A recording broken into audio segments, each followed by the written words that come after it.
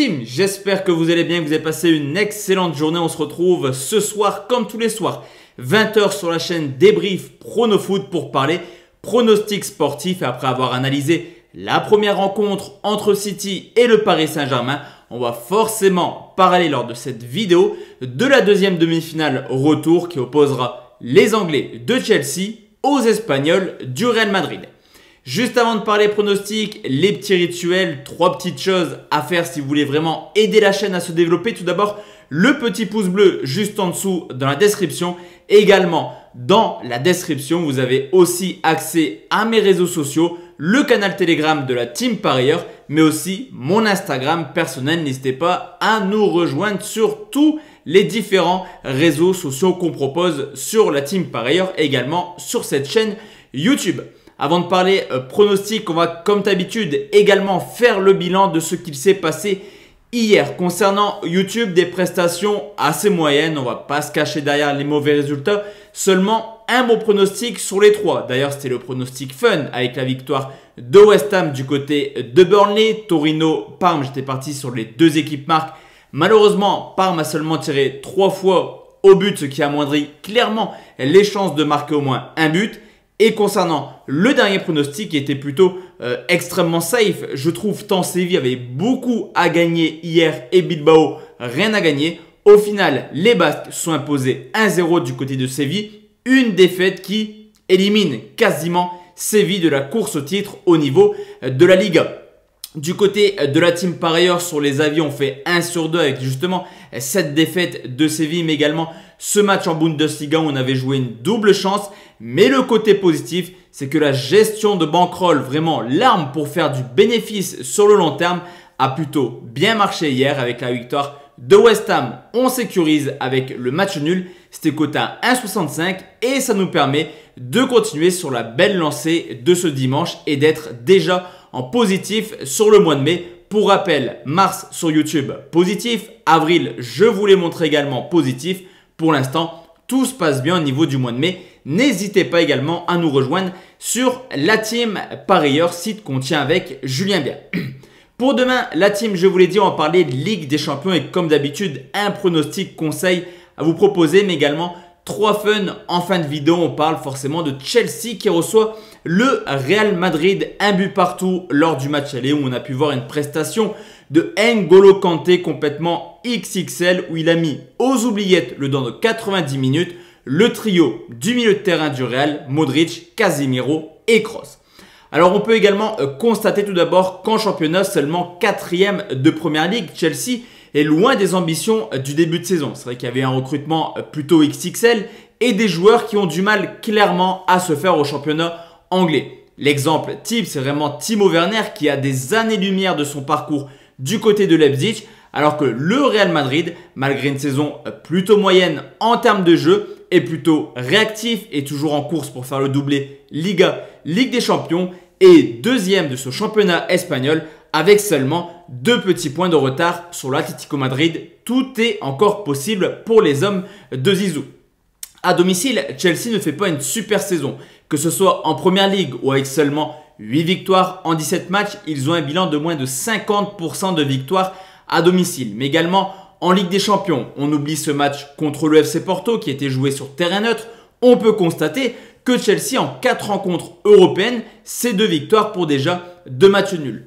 Le Real Madrid, quant à eux, à l'extérieur, est tout simplement l'une des meilleures équipes de Liga. D'ailleurs, c'est l'équipe qui s'est le moins inclinée avec une seule petite défaite au compteur du côté de Valence sur le score de 4-1. Et c'est des stats qu'on peut également constater à l'extérieur en Ligue des Champions. Certes, une défaite à Donetsk, mais une équipe capable, que ce soit à Liverpool, à l'Inter, mais également à l'Atalanta de Bergame, de ne pas perdre ces rencontres.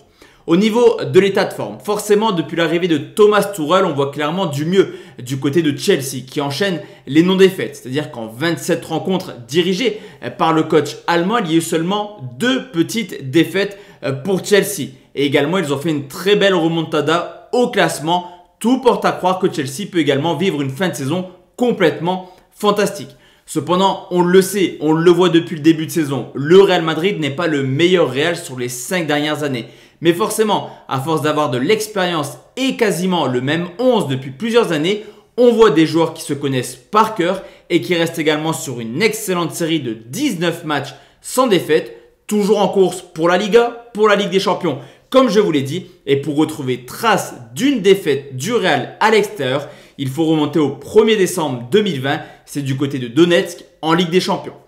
Avant de vous donner mes pronostics, on peut regarder une dernière statistique qui me pousse vraiment dans mon analyse et dans mon opinion sur cette rencontre. On peut remarquer que sur les 10 dernières années, Chelsea a joué 4 cups espagnols en élimination directe. Il y a eu 2 qualifications, dont une récente contre l'Atlético et 2 éliminations. Au contraire du Real Madrid qui arrive généralement à se débarrasser des clubs anglais. De leur côté, 6 confrontations, 5 fois en phase finale, 1 fois en finale. Une seule élimination pour 5 qualifications. L'élimination, c'était, vous vous en souvenez, l'an passé contre Manchester City en 8e de finale. Sur ce coup, la team, comme d'habitude, on va partir sur plusieurs pronostics. Tout d'abord, mon pronostic conseil, c'est un petit peu comme le match aller. Je pense que cette rencontre est extrêmement serrée et je trouve que les cotes sont un petit peu disproportionnées. Personnellement, je vais partir sur une double chance qui est Real Madrid ou nul. Tout de même côté à 1,70. L'expérience des hommes de Zizou pourrait leur permettre de se qualifier en finale. D'ailleurs, au niveau des pronostics fun, je pense que le Real est capable de s'imposer, mais je sécurise avec une possible prolongation. Je vais partir sur une qualification du Real Madrid qui est tout de même coté à 2,36. Au niveau des buteurs, je pense que si le Real s'impose demain, c'est grâce à un grand Karim Benzema. Le français buteur, c'est tout de même coté là aussi à 2,72. Et enfin, en score exact, comme pour le match aller, je vois un match assez fermé avec très peu d'occasions.